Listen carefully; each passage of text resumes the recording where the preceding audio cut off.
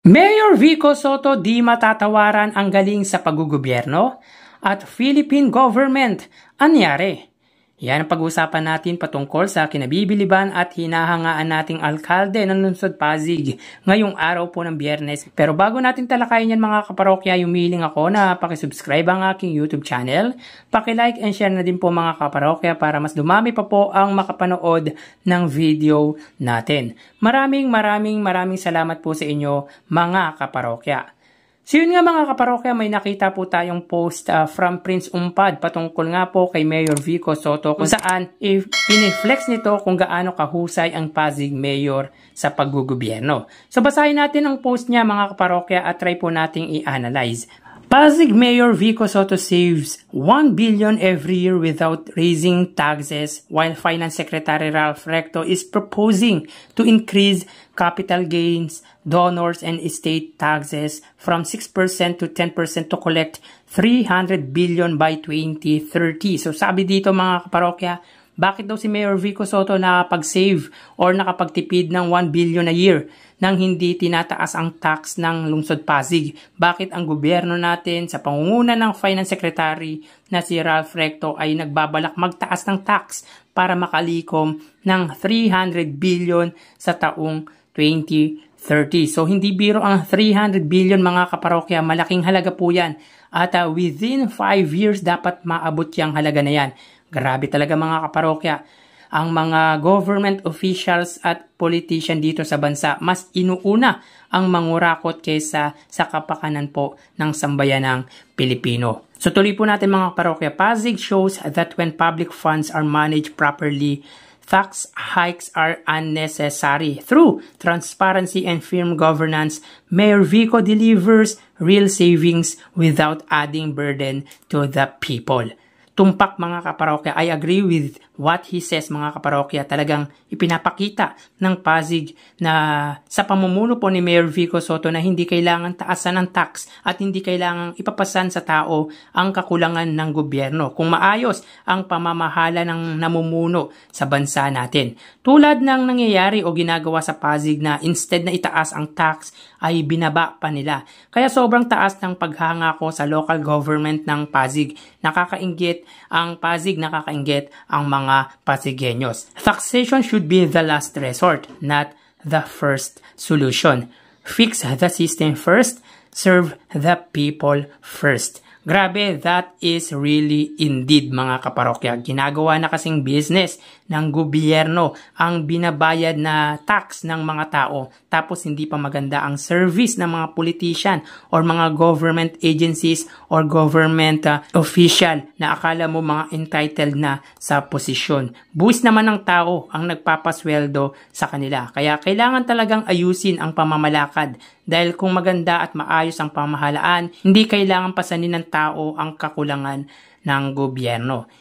In contrast, Ralph Recto's solution is to demand more from taxpayer instead of fixing the system.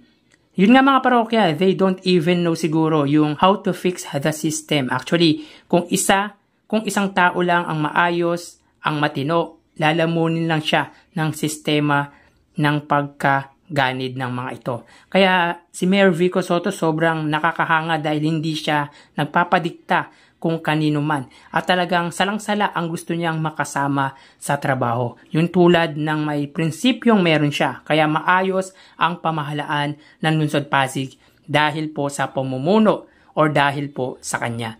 The issue is not low taxes. The issue is poor governance. Definitely mga kaparokya, ang problema kasi dito sa bansa pangit na pamamahala.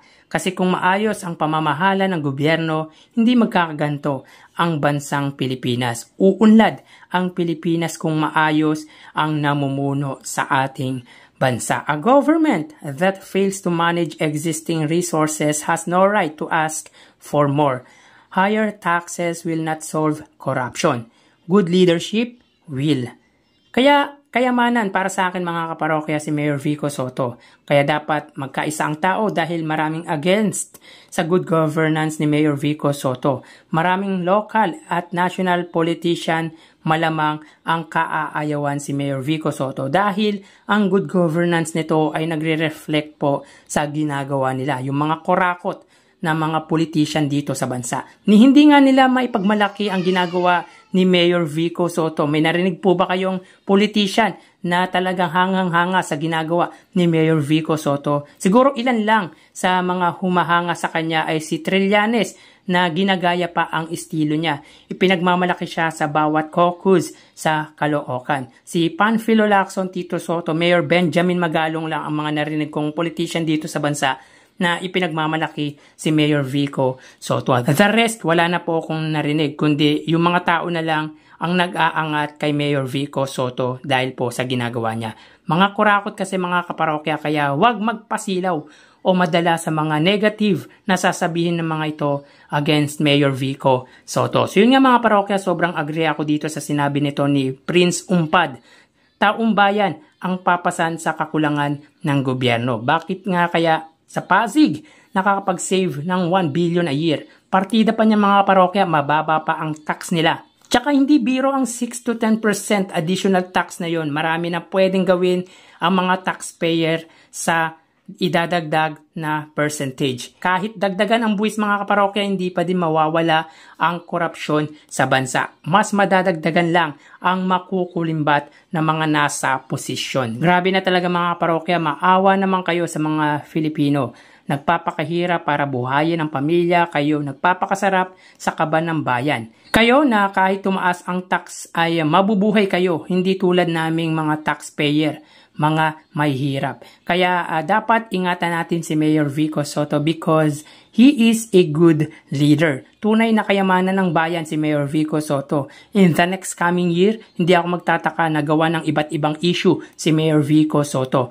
Ngayon pa nga lang mga parokya, di mo maririnig si Mayor Vico Sotto sa national na i-comment siya kasi nga parang sinuntok sila ng sarili nila. Kayo mga parokya, anong masasabi nyo sa sinabi nitong si Prince Umpad? Please comment down below. So hanggang dito na lang po tayo mga parokya. Magsiingat po tayo palagi. Thank you and God bless.